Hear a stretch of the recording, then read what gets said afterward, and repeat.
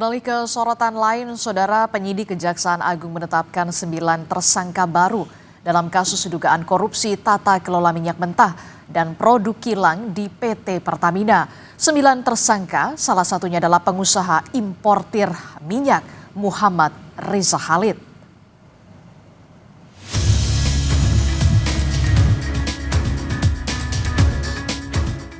Kejaksaan Agung Kejagung menetapkan 9 tersangka baru dalam kasus dugaan korupsi dalam tata kelola minyak mentah dan produk kilang PT Pertamina Persero dan subholding kontraktor kontrak kerjasama tahun 2018-2023. 9 tersangka itu, Alfian Nasution, VP Supply and Distribusi PT Pertamina Persero tahun 2011-2015, Hanung Budia Yuktianta, Direktur Pemasaran dan Niaga PT Pertamina Persero tahun 2014, Toto Nugroho selaku SVP Integrated Supply Chain tahun 2017-2018.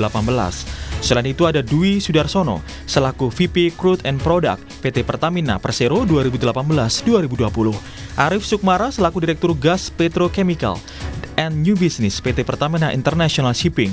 Hasto Wibowo SVP Integrated Supply Chain tahun 2018-2020. Martin Haindranata, Business Development Manager PT Trafigura 2019-2021. Indra Putra Harsono, Business Development Manager PT Mahameru Kencana Abadi. Dan juga terakhir Muhammad Riza Khalid selaku Beneficial Owner PT Orbit Terminal Merak PT OTM. Mantan Direktur Utama Pertamina Patraniaga, Alfian Nasution, salah satu tersangka, diduga melakukan sejumlah perbuatan melawan hukum ketika ia menjabat sebagai Vice President Supply and Distribusi Kantor Pusat Pertamina tahun 2011-2015. Alfian menyewa Orbit Terminal Merak dengan menghilangkan hak kepemilikan Pertamina dan harga yang tinggi dalam kontrak.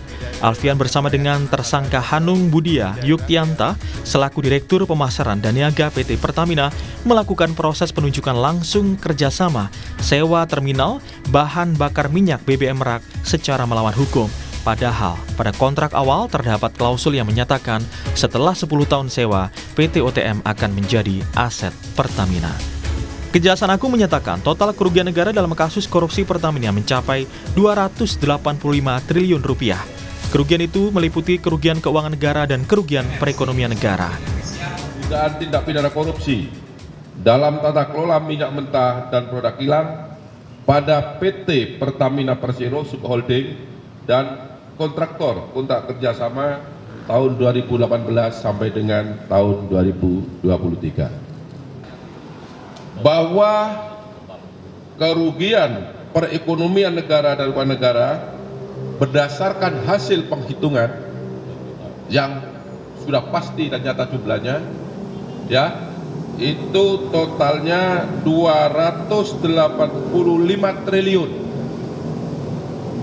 17 miliar 731 juta 964.389 rupiah. Ini terjadi dari dua komponen. Yang pertama kerugian keuangan negara, yang kedua adalah kerugian perekonomian negara. Jelas ya?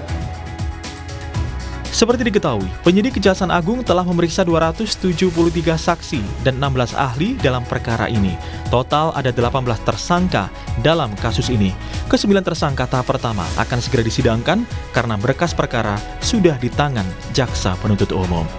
Tim Liputan, Kompas TV.